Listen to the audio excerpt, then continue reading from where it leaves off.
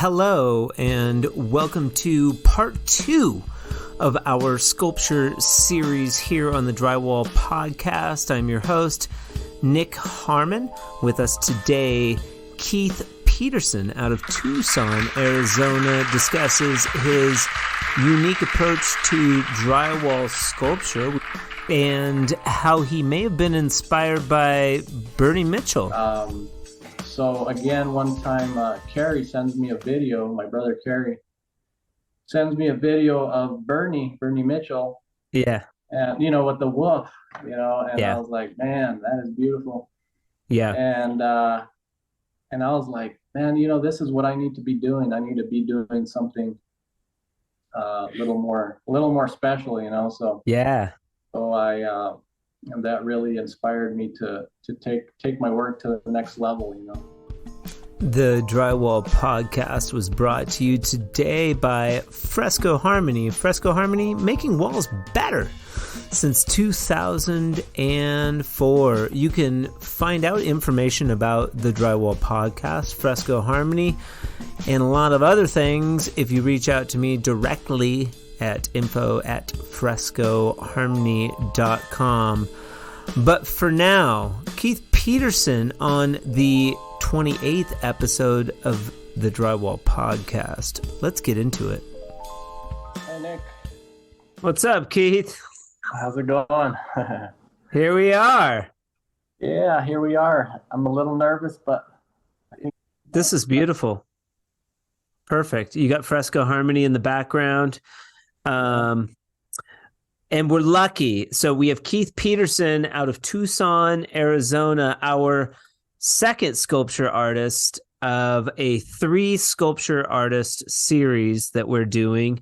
And Cameron Brown brought it to my attention that I had only done one sculpture artist, Jason Griffin. And he was like, hey, man, when are you going to do the other 2 sculpture artists? I was like, well, Keith, I don't know if Keith's going to do it.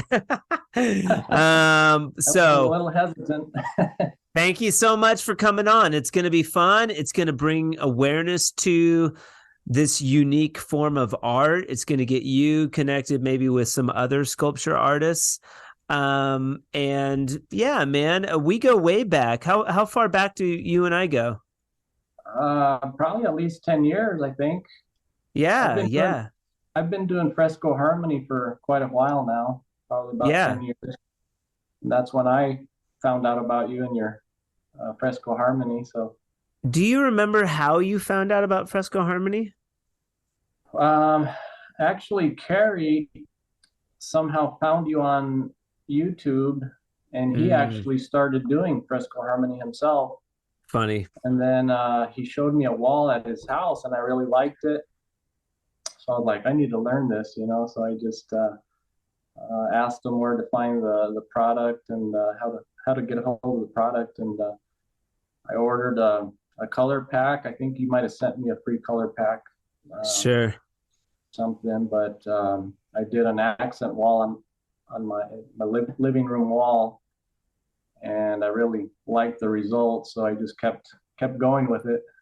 Yeah, you've sold a few projects, right? It's kind of part of your repertoire. Yeah. I try to offer it to my clients whenever I get a chance, and most of them don't go for it, but there's a few that really like it, So yeah, sure. But most people are usually just in the market to make their walls look okay. They're not they're not actually in the market for a nice wall finish like Fresco Harmony. So yeah. Sales is challenging. That's a unique conversation altogether. And going back to the history of Carrie Peterson, you have 2 brothers, is that correct? I have 3 brothers. It's 3 brothers, Ken, crazy. Yeah, Ken, he works for Poplin Construction, and then Carrie and Mark are Pro Finish Drywall. So we used to work together, but I kind of decided to kind of go off on my own. I like to simplify things in my life, so I just decided to go on my own. But we worked together for quite a few years. We did a You lot of you and Carrie and Mark, yep, me, Carrie, and Mark. but not Ken. He's in a different division of construction. Yeah, he works for a restoration company, or actually it's a construction company. It's they do everything. So right now he's like a manager, supervisor manager type thing. But Okay. yeah, I've worked with all of them before. I've worked with all my brothers doing piecework, doing Okay. taping drywall basically. We all started pretty young. We were around 18 or so. I've been doing it the longest. I've been doing it since I was 17. Uh, Okay. so so yeah, we did that for about. How did you get into drywall? Do you guys hang or is it just finish? No, we try to stay away from hanging as much as possible. Mm-hmm. Smart guys. That's pretty rough work, so we try to stay away from that. But yeah, we taped for about 12 years, and then we kind of all started doing our own thing. We kind of got tired of just taping all the time, so we started. I started a drywall business, a drywall repair and Okay. remodeling business. So, and then eventually, Carrie and Mark started their own business. Um, so yeah, we've been in business since about 2006. So I've Okay. been in drywall. I've been in drywall since I was 17. So that's about 28 years. 28 Okay. years now. No. Pretty good. That's pretty good.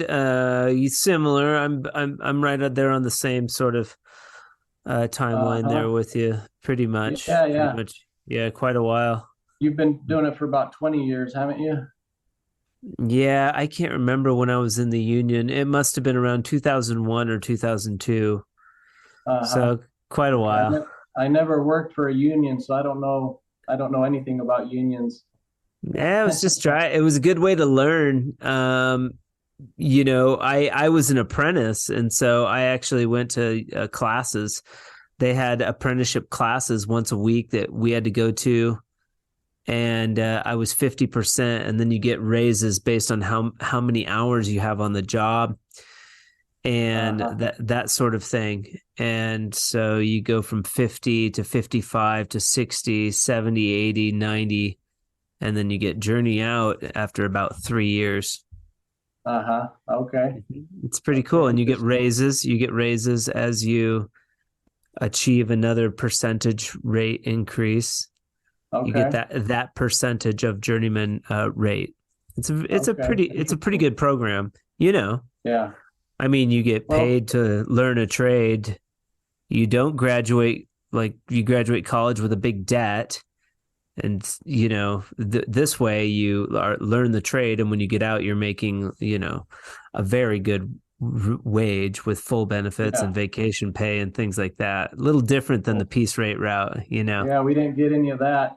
We didn't get any paid vacations or anything like that. uh-uh. No, so the union takes care of you pretty good, but there it's it has its own challenges too. You were asking how I got into drywall. So basically, um, my uncle taught my dad back in the 70s. Um, and then my dad, I grew up watching my dad do drywall. Um, we used to move around a lot because he was always looking for the work, following the work. So we used to move a lot. And,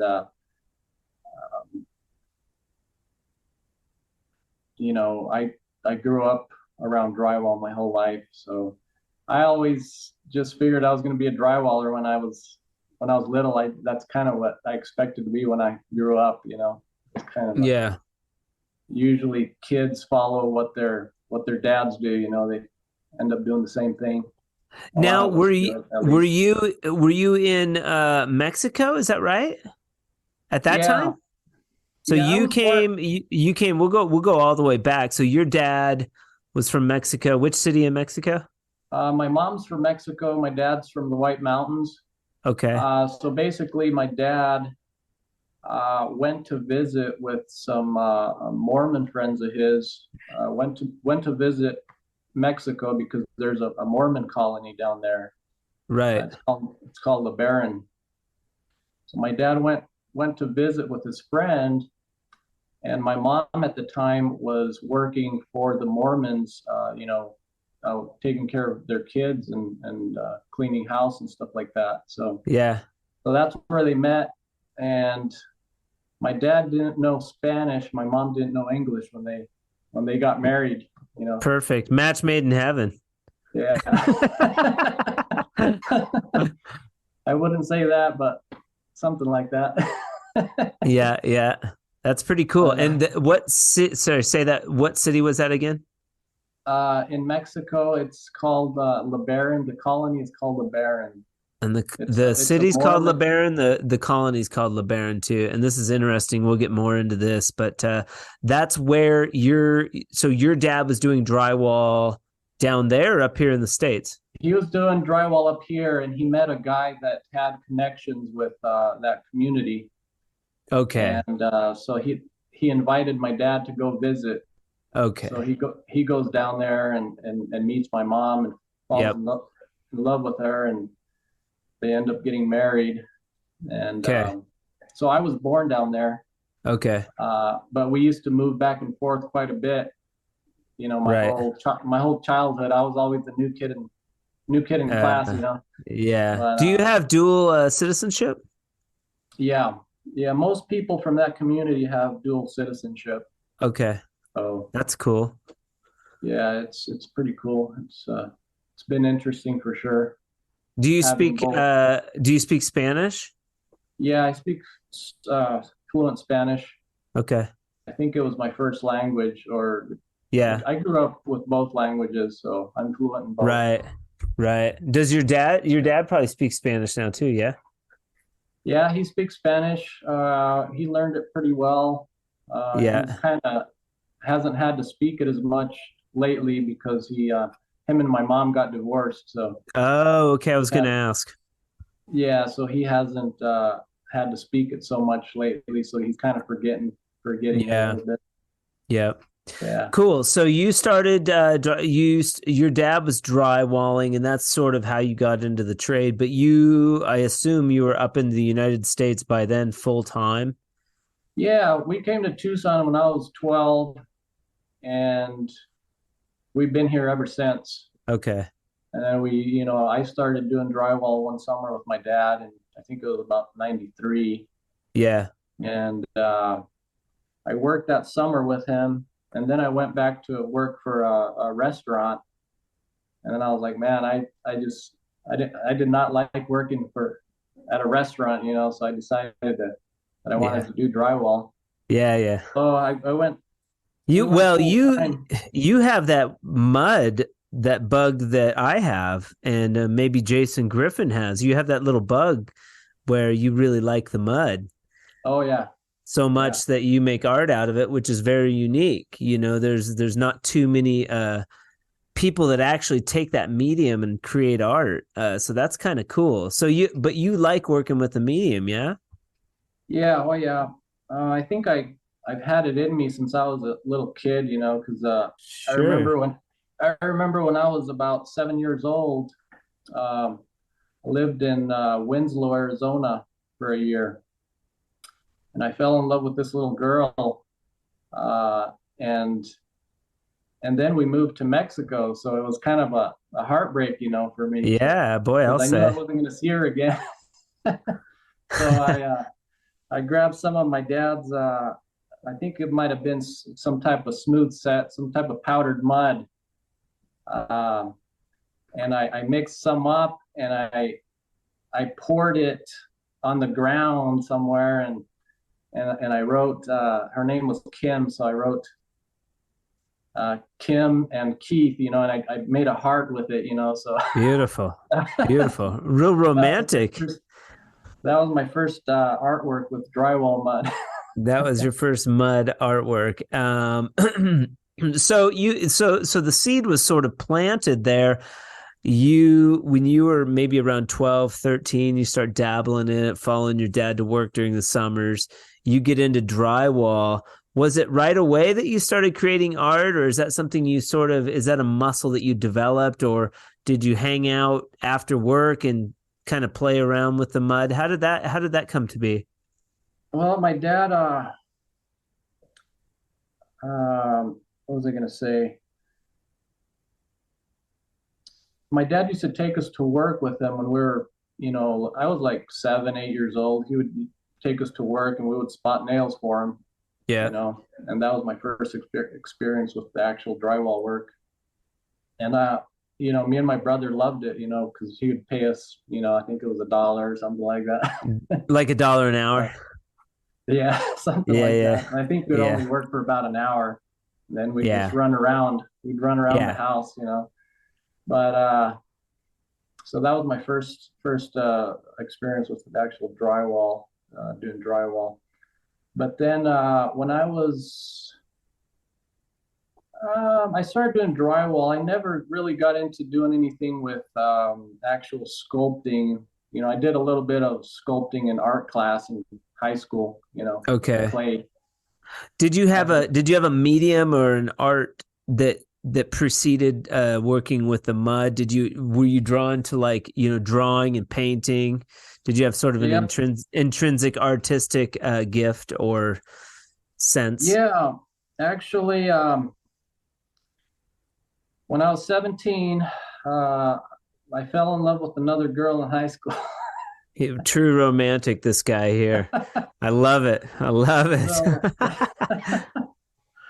So I started drawing her, because I wanted to draw her because I thought she was beautiful. Sure. Got to encapsulate that form.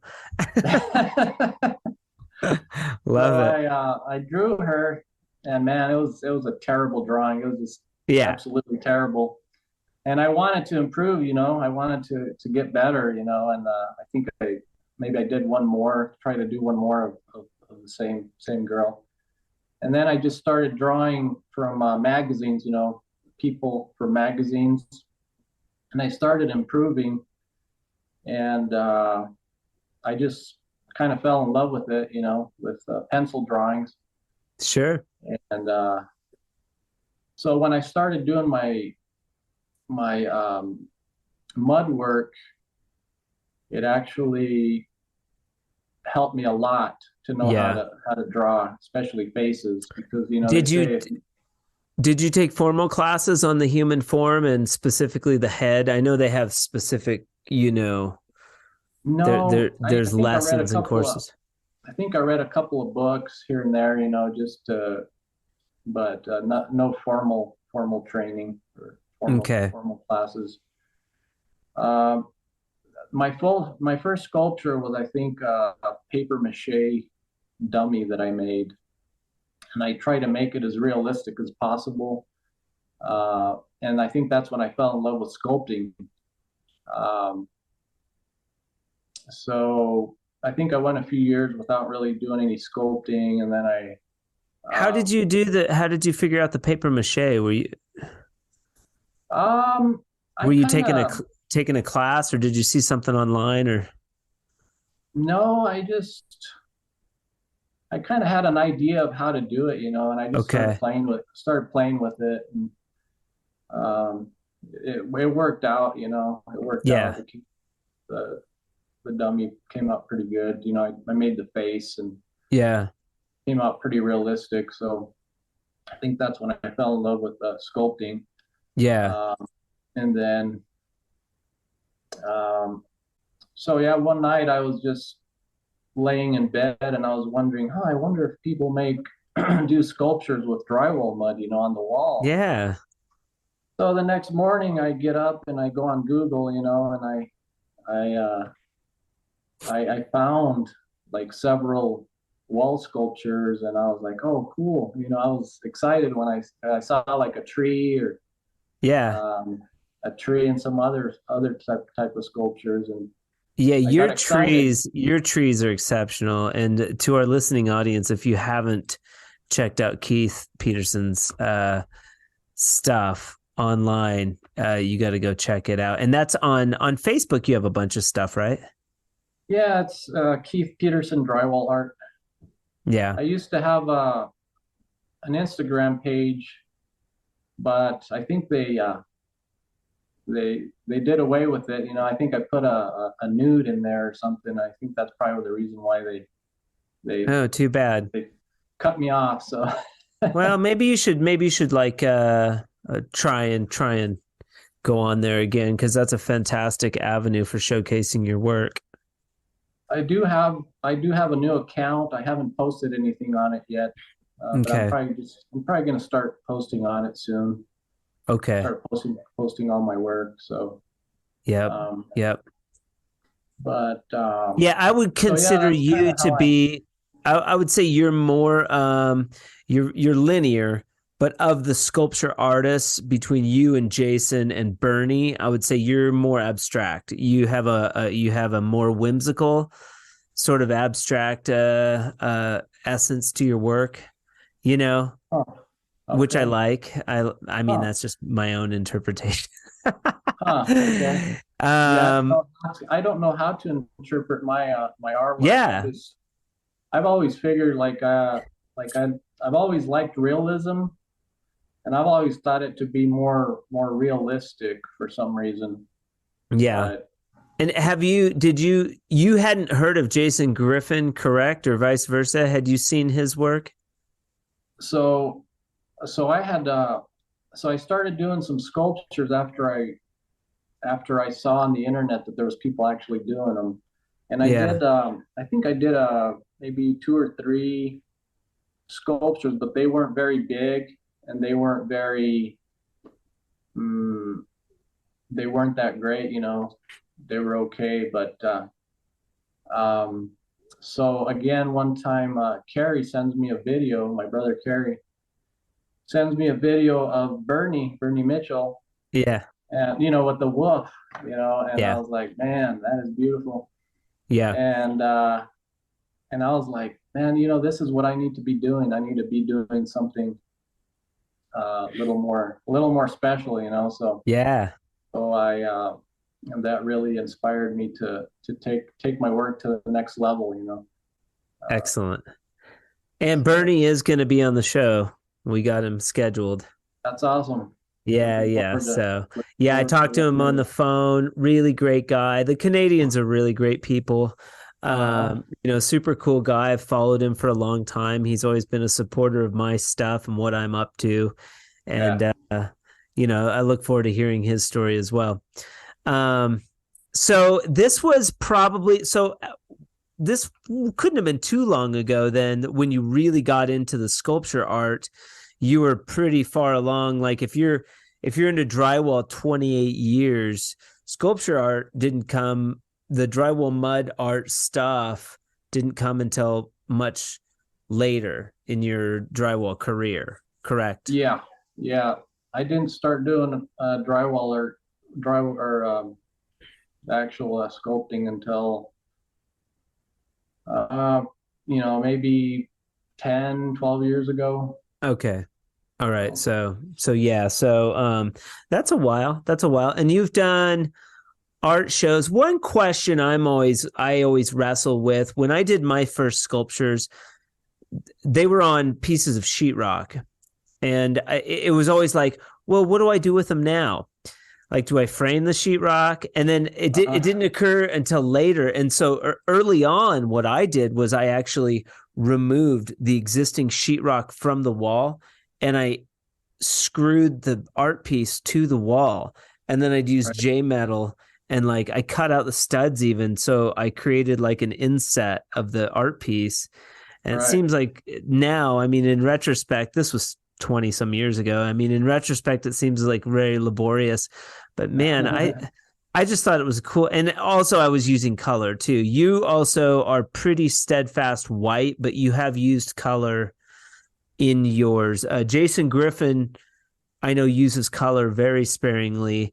And Bernie doesn't use color at all. He's very pure about that. I know very little about his art, but tell me about that. So you saw the wall art and you just intrinsically were like, oh, I want to do it right onto the wall. Like that's where it's going to live. You're never going to take it with you. That was my idea when I first found out about it, like, because that was what I was thinking that night that I was wondering about it. I was thinking of, doing it directly on the wall rather than on a sheet of drywall. But then once I actually started doing it, I couldn't just do it on all my walls. So I started doing it on pieces of drywall. And some people didn't want it actually on their wall. So the only other solution could be, put it on drywall and then put some type of border around it. Yeah. And then some way to hang it on the wall. So yeah, that was a little challenging when I was trying to figure that out. But I eventually figured out that the best way is to just make a frame with 1x2s or 1x3s. Okay. And, wood. Hang the drywall on that. And then I've used trim text to put around for the border. Sure. Which I love trim text. It's really, really nice product. Yeah. And so that's what I've used on mine. And then you just add an attachment, to hanging the piece on the wall, Yeah. And they can get pretty heavy, but yeah. But I've gotten away with being able to hang them on the wall. So very cool. Very cool. And you've done a couple art shows with your work, correct? No, I've never done art shows. I've thought about it a lot, but I've never actually done it before. Oh, wow. Is it something you want to do? At this point, I'm not sure. Yeah. Because I've kind of gotten away from sculpting lately. Yeah. Because I had a problem with my hands where they were hurting quite a bit. Okay. There was a time when I was playing the guitar and sculpting at the same time, and then going to work in the morning. Yeah. So my fingers were constantly doing something, and I started noticing my hands were hurting, from doing all this stuff.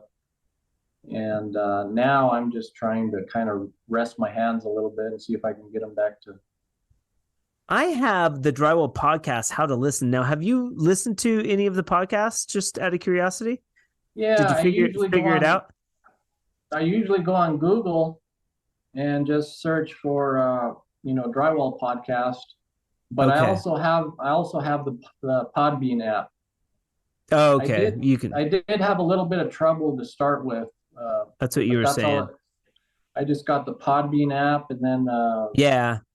I mean, if you're listening and you're not a big podcast guy and you kind of just want to hear the Drywall Podcast, getting the Podbean app's a great way because all of them live on there, and you'll get a notification each time a new episode pops up. So that's a good way to do it. Yeah.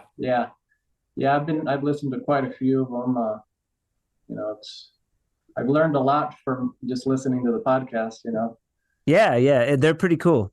Use tools anymore. I don't use the tools anymore, and I don't plan to in the future. I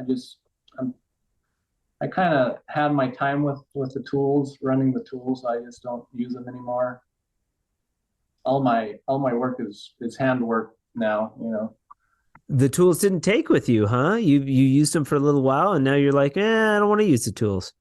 I used them for 12 years, but I think that the jobs that I do now are not big enough to have to use them, Right. A lot of the jobs are just smaller remodels and repairs. Oh yeah. A little bit. You're romantic, you're a musician.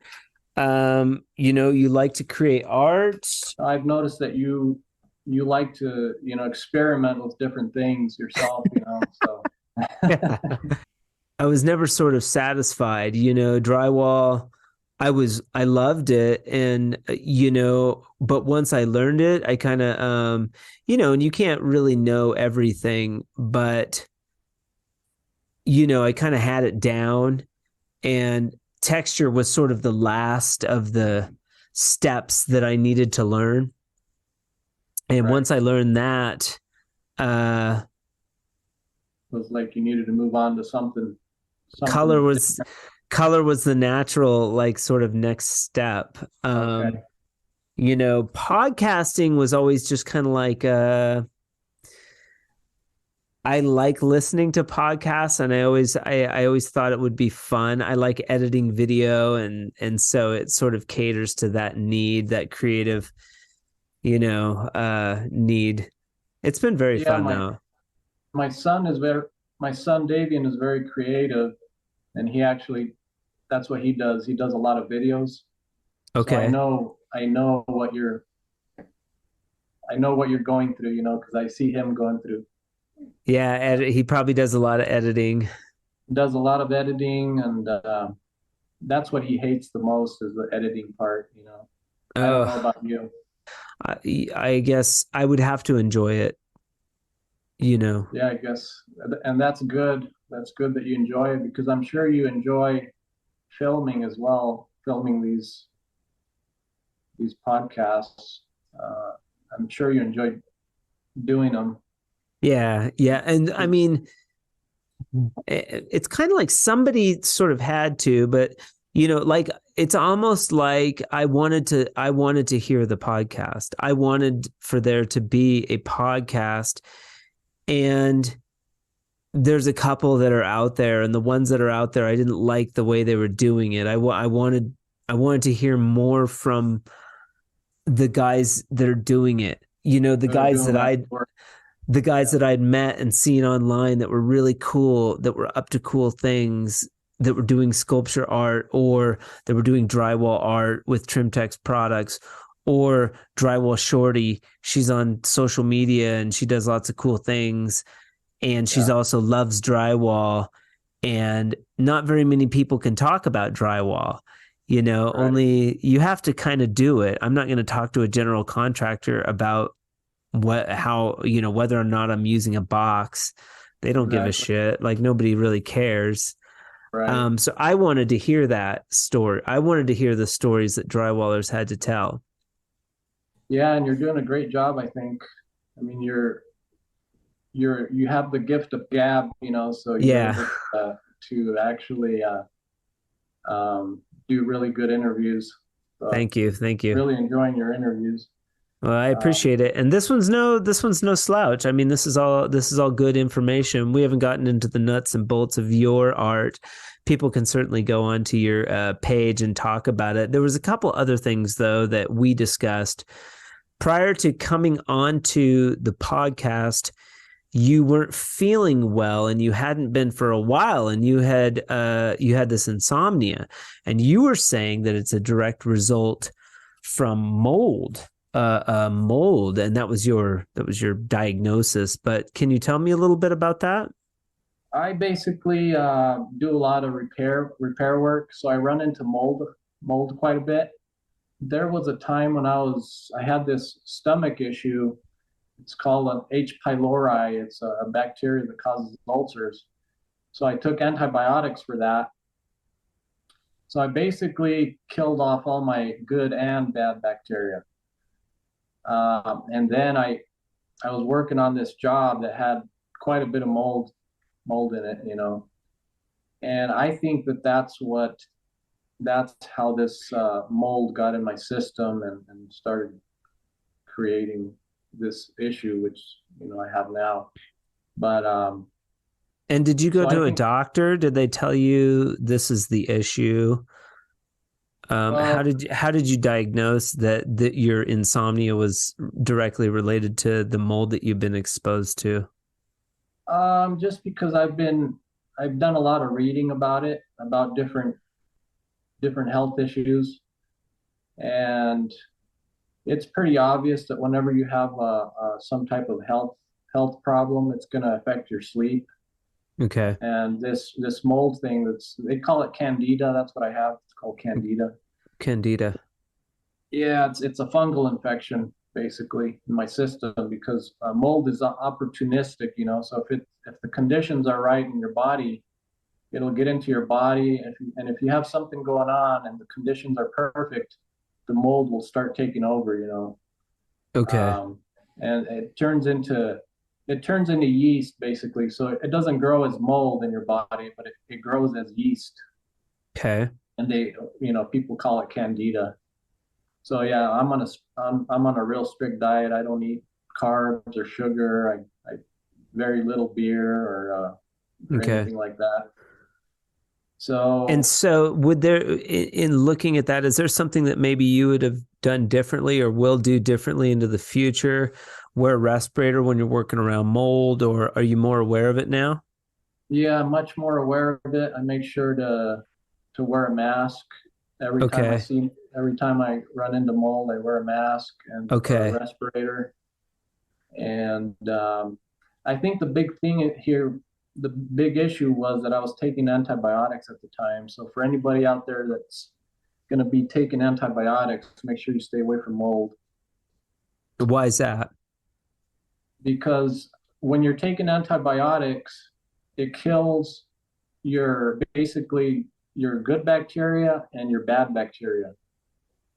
So Okay. in our bodies we have good bacteria and bad bacteria, but the good bacteria usually keeps the bad bacteria under control. Sure. If you have health problems, especially, just try to stay away from it. You know, if you have asthma or stuff like that. Okay.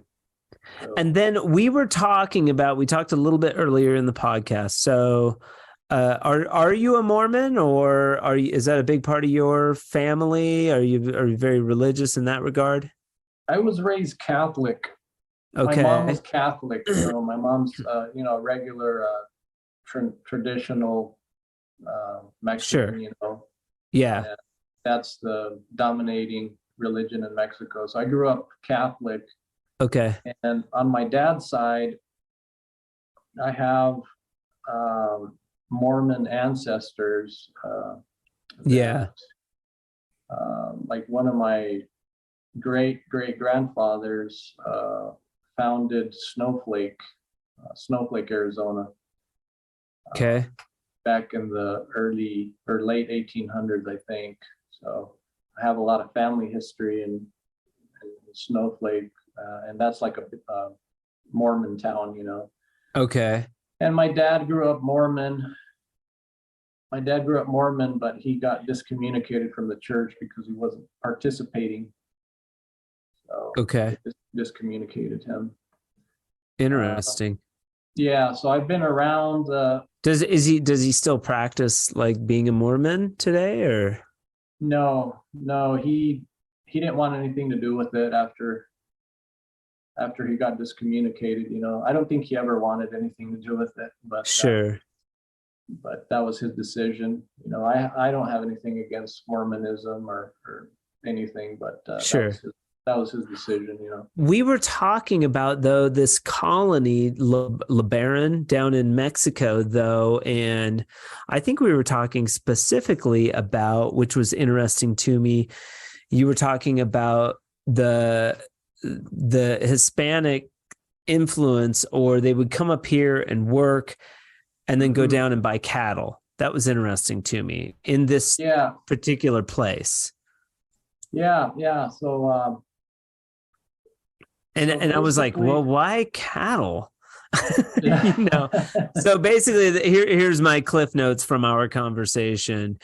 Keith and I Mhm. were talking about, like, the Mexicans coming up, Hispanics are coming up, they're working, and then they're taking money back down and they're investing in cattle in this LeBaron place. And Yeah, that's something that they do. And it never occurred to me, but yeah, there's a deeper conversation there. Can you tell me a little bit more about that?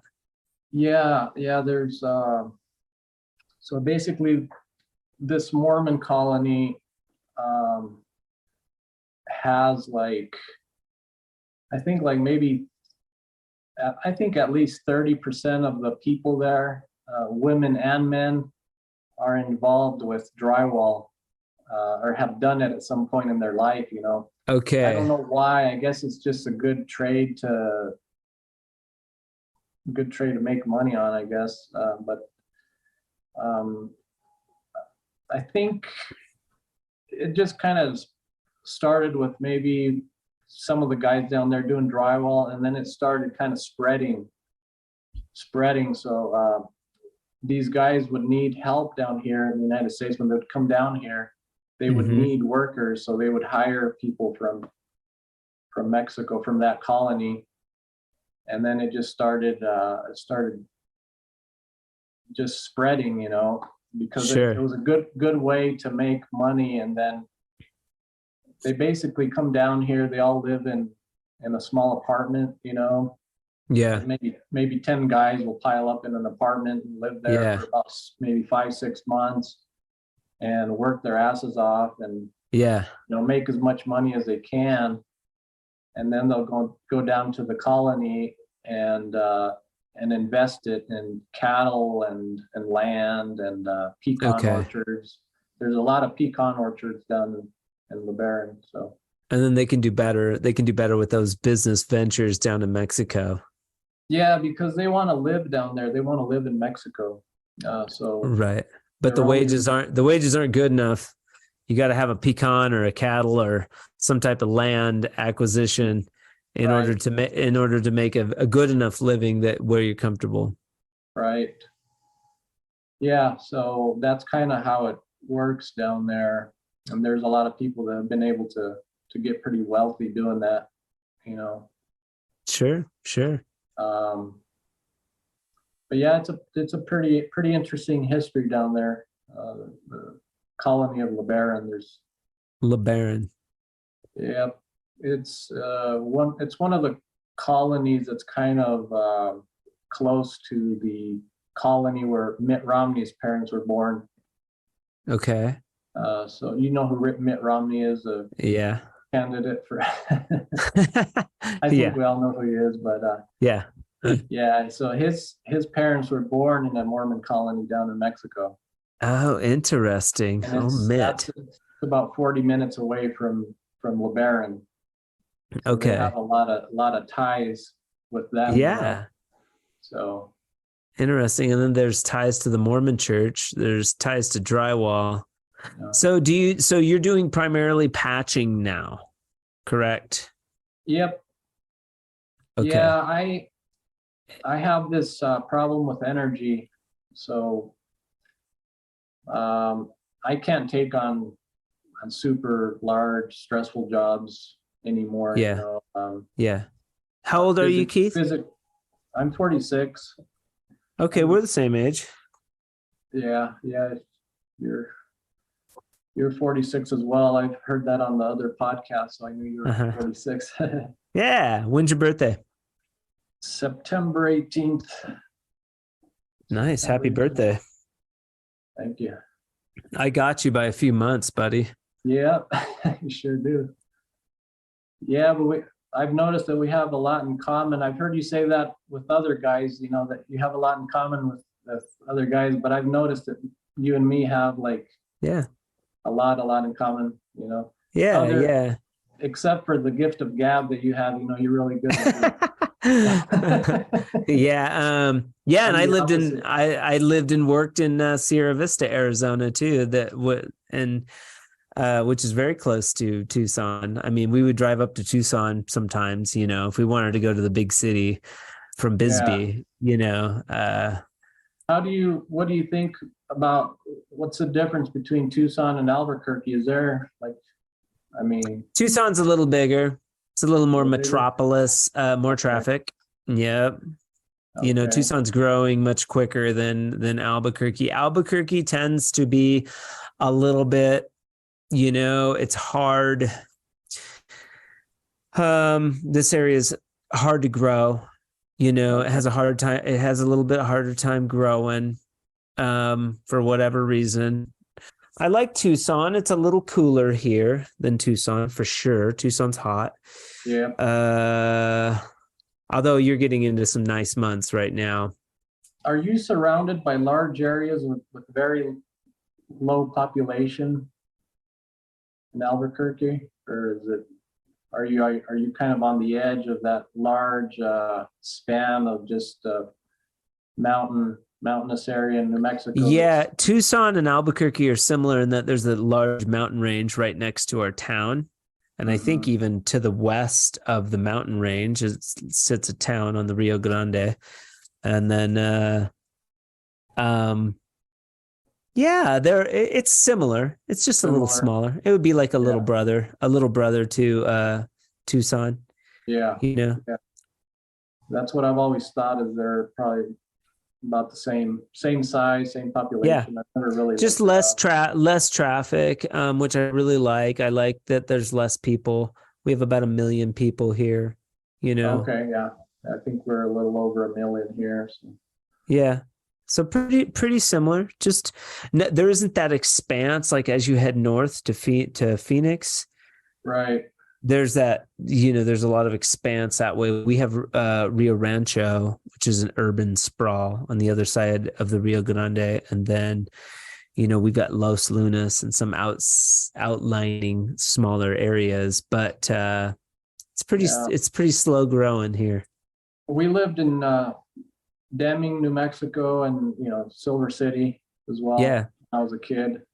We used to go to the City of Rocks quite a bit. We just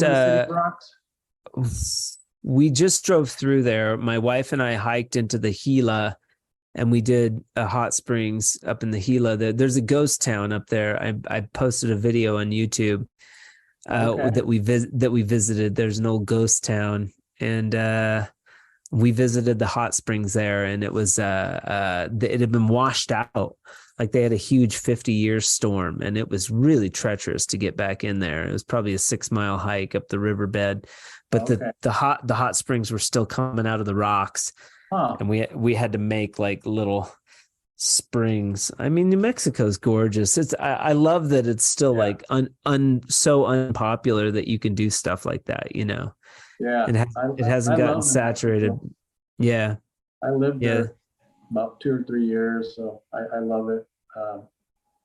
We used to go to the other hot springs. I'm not sure if it's the same one, but we used to go to some of the hot springs there, and we always used to run into nudist people there. I don't know if it's still the same, but we used to run into. There were a couple other couples. I mean, we went with another couple, and we had our kids. So I mean, it was a treacherous hike for them. I mean, they did very well.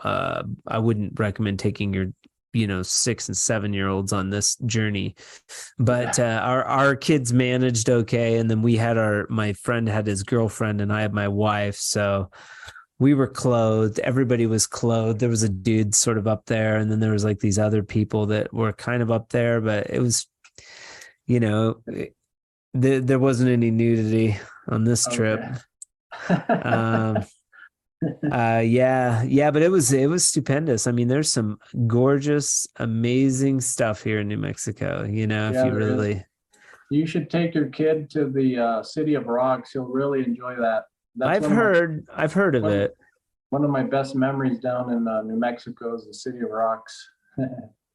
Well, if you get a chance, you can watch our video so I have 3 YouTube pages. I have Fresco Harmony. I have the Drywall Podcast YouTube page, where you can also listen to the Drywall Podcast, but I also have a personal Nick Harmon page.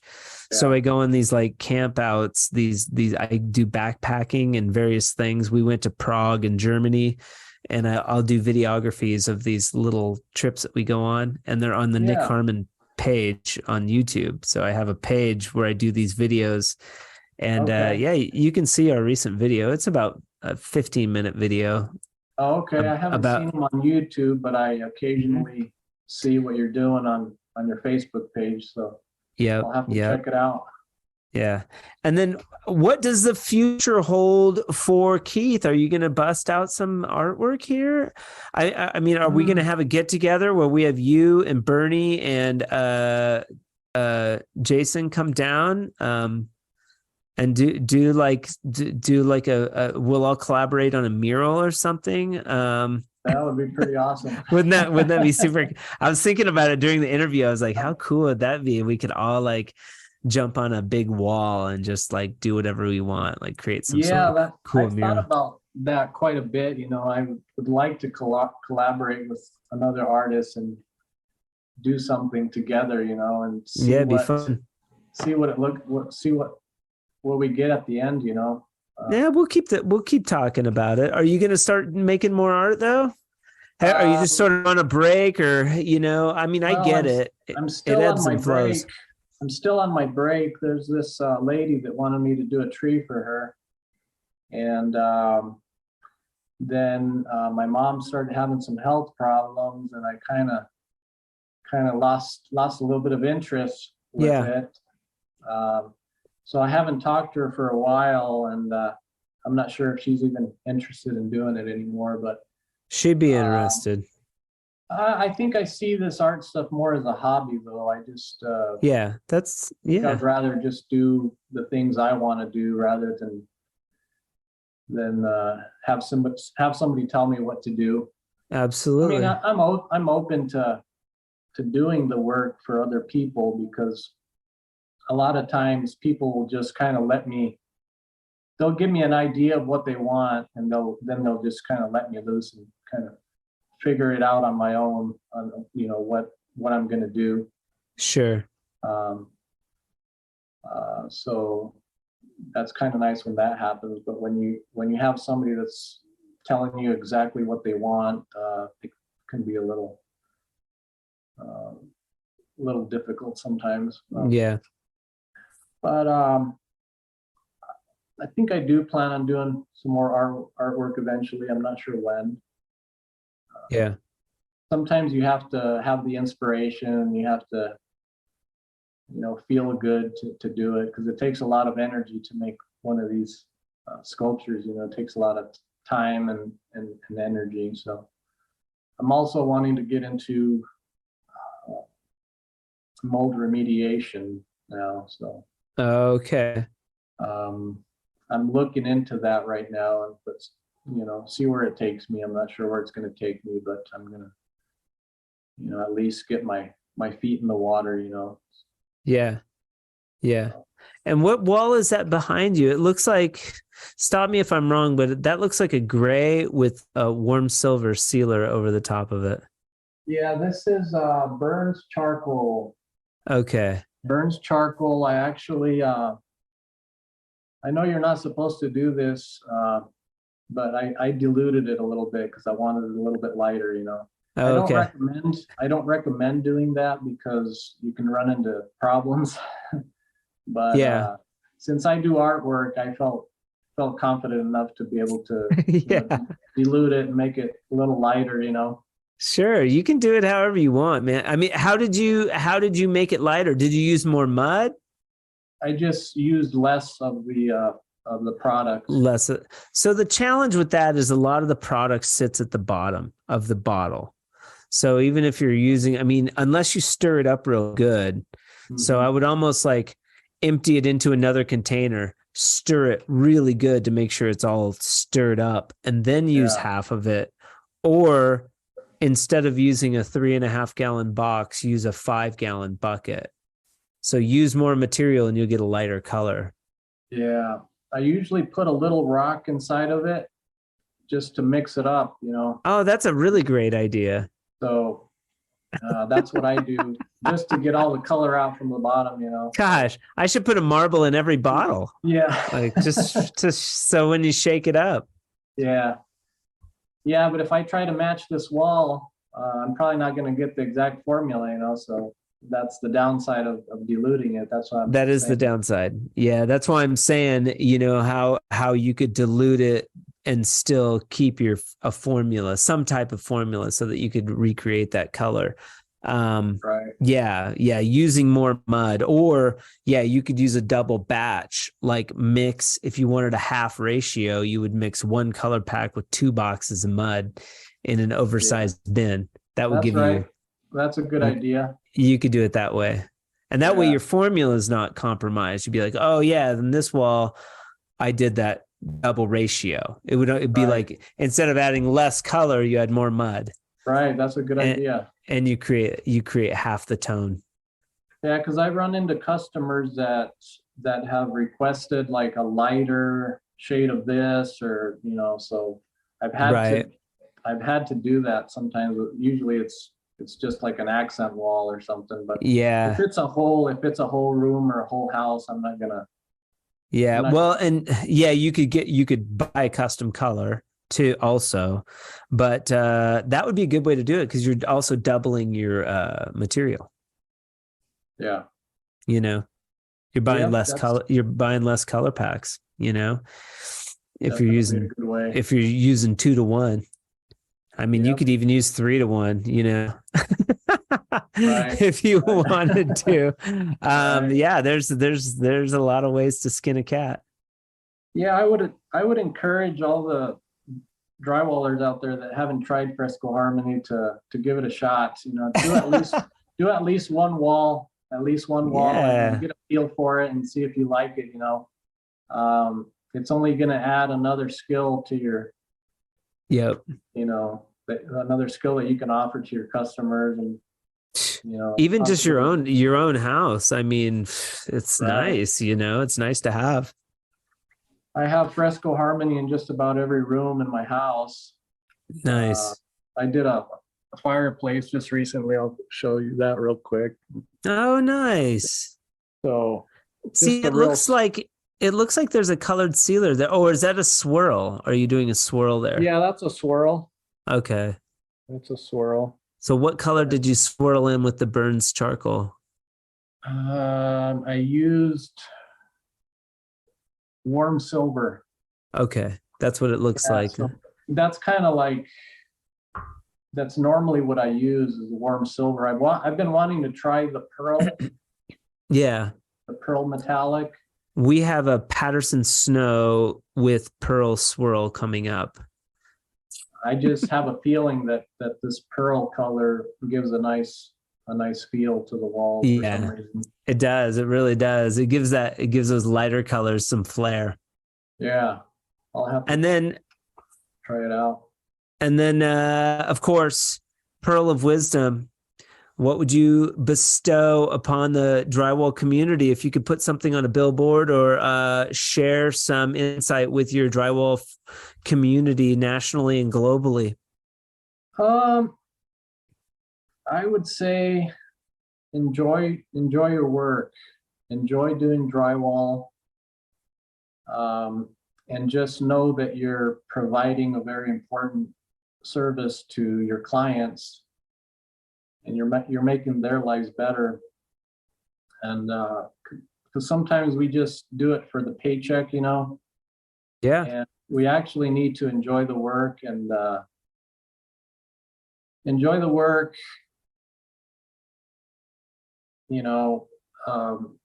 just know that you're doing something good, and that makes you feel good, when you're doing something, providing a service for someone. Yeah. And also, it's a different perception when you look at it that way. Yeah. And it makes work more fun, it makes it easier when you have that set of mind. And then but I also want to say, especially to the younger guys out there, that are starting to do drywall, enjoy it while you're doing it, but also have a plan to eventually get out of it, Sure. And,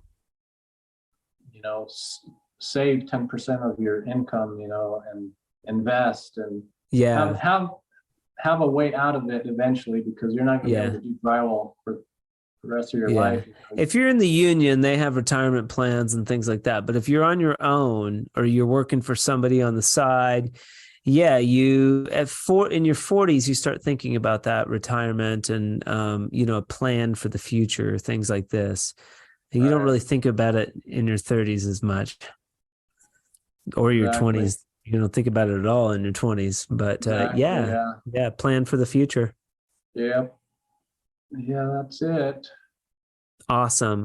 Sorry, Keith Peterson, Peterson Drywall, Tucson, Arizona. If you would like to see Keith's work, it's extraordinary. I love seeing all your new stuff coming out. I haven't seen any in a while, but I always enjoyed following. And that's Keith Peterson Art on Facebook. Is there a page? Yeah, it's just Keith Peterson Drywall Art. Okay. And that's on Facebook. Any other platforms? Maybe you're going to start something on Instagram, but is that pretty much it for now? Yeah, I have a new account, but I don't have anything on it. It's okay. What is it? Drywall Artistry Man. Yeah, that's what it is. Drywall Artistry Man. That's what I use for my name. That's Instagram at Drywall Artistry Man. Yeah. And maybe we can help you beef some, get something going on there. So post a couple things so that I can share, with all the followers on the Drywall Podcast and also the Fresco Harmony page. You could throw up your, your Fresco stuff on there too. Some of your Fresco Harmony photos. Do that. Yeah, heck yeah. And then no website. No, I don't have a website. Okay. Thank you so much for being on the Drywall Podcast today, Keith. Yeah. I know this was a stretch for you, and I really appreciate your time, man, and your openness and being open and honest about your experience in drywall. Thank you. It was good being on with you. Yeah, it was very cool.